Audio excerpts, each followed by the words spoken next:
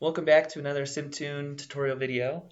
This video is going to be a walkthrough and a demonstration of how to use the model identifier tool that's built into SimTune. I was just testing a few things with the AP Monitor Temperature Control Lab, which SimTune is able to interface with. If you're not familiar with what that device is, I'll post a link to those sources in the description below. But pretty much it's just an Arduino kit that you can purchase for pretty inexpensive.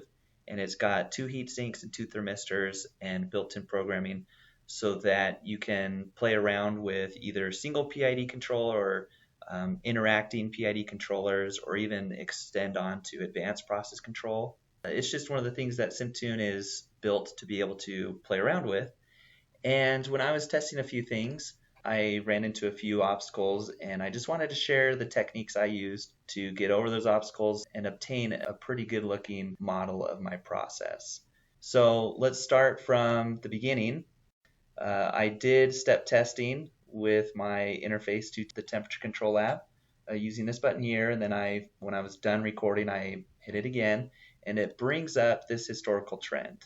So this is the saved data. You can see I've done multiple step tests. And it's actually a pretty long process, like it's a slow process, so it took a while. Normally you don't have to do quite so many steps to get enough data, but I just wanted to be thorough. So once you have this, you should be able to come up here and open the Process Model Identifier tool. And instead of using what I've already done, let's start from scratch and get to this point. So once we open up a new Model Identifier tab, you can click Select New File, and it by default opens you to the process ID import files. These are examples that come with SimTune, but we want to kind of backtrack a bit to get to our recorded data. So if we open this and then go to trend data, this is another example that comes with SimTune, but this is the file for the data I just recorded from the temperature control lab step testing. So if I open this up, we should be able to get these new columns of data. So we'll populate them. And so we've got our time column, our process value, which is the temperature, and our output value, or our manipulated variable. And so that's our controller output. You can also adjust your time frame that you want to identify data on, but I want to do it on all the data. So if we go here, there used to be multiple solver options here, but just for different reasons, we currently just have the SciPy minimize function built in. And if we click estimate, normally this works pretty well, but if we just jump the gun and click identify without taking a closer look, it will start going. And since I have so much data, it's going to take a little while, so I'm just going to skip ahead to the result. Okay, so now that we're back, we see that we've returned, the solver has successfully returned a model, but even just a quick glance shows that it's not very good. It gets the direction right, but the dynamics are incorrect. It's responding way too fast, and it's not following our actual data very well. So let's take a look. This model has a lag time of 1.7 and a dead time of 1.7. And like I mentioned before, this is a really slow process, so that's very unbelievable. So if we go back and just kind of take a look, the estimate button didn't really seem to work. And my analysis of why that is because, and you can actually see it better here, whenever I do a step change, for some reason my temperature control lab, and I don't think this is universal to all of them, but I think mine does this, is there's some kind of interference with the process value reading, so the temperature reading. So it changes immediately when the change in energy input to the heat sinks changes. So I think that's messing up my estimate function. So that right there, you can really see it here and really see it here. So that's not going to be super helpful. And we also know that we're going to have a positive process gain, because if we drop the amount of energy going into the system, we expect our temperature to also drop.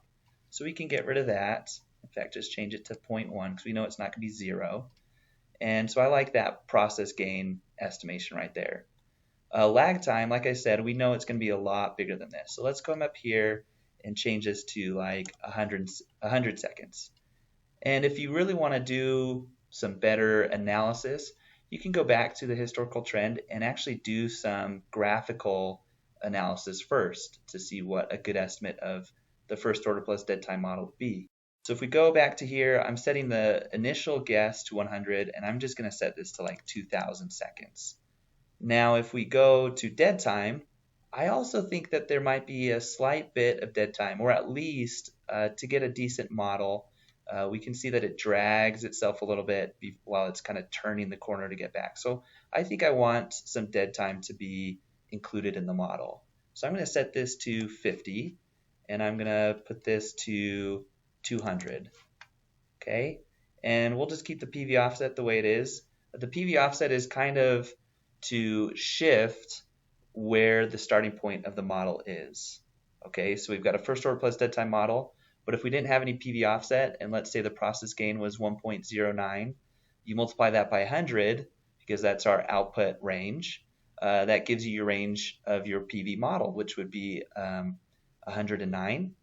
But we know that, especially in degrees Fahrenheit, temperatures normally don't start at 0 for their PV range. Like if we turned off the energy to the system, the temperature in degrees Fahrenheit wouldn't drop to 0 degrees. It would drop to ambient temperature, which I think right now is about 65, 70 degrees.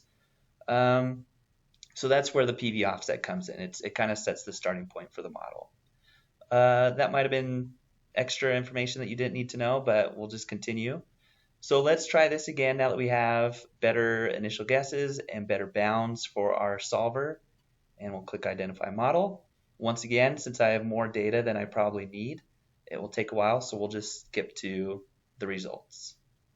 Now, you see right here, it's kind of in an intermediate state. It hasn't completed yet, and it is getting an improvement in the model, but until it takes us back to the solver solution, we know that it's still thinking. So just kind of leave it and let it do its thing.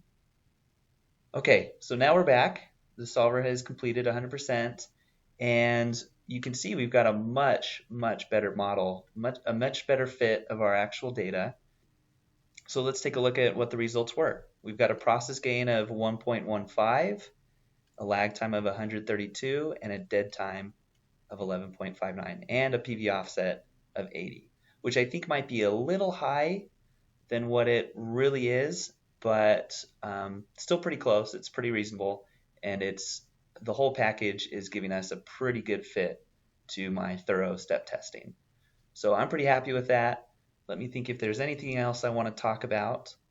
Whenever you're doing process model identification, it's always good to just kind of rationalize, think through the results and make sure they make sense. So one thing I did really quick was I just checked, okay, the lag time should be about 63% of the full response. So if we come here, in fact, this is pretty good. We're starting at the bottom line pretty much, and the full response is pretty much up to the second line up, 194 degrees. So about 63% of that would be just above this middle line. So let's just say it's right there. And if between these two vertical lines is 5 minutes, then yeah, I believe that that's about 2 minutes. So I'm pretty happy with those results. And then if you want to continue on with maybe the assignment of the temperature control lab, you could just quickly load to simulation your results and start playing with the tuning for that. And as you can see, we've got 1.15, 132.1, and 11.6 in our PV offset. So this is the process that we identified. So hopefully that helps you be able to get good results from the process model identifier, and I hope you're enjoying SimTune.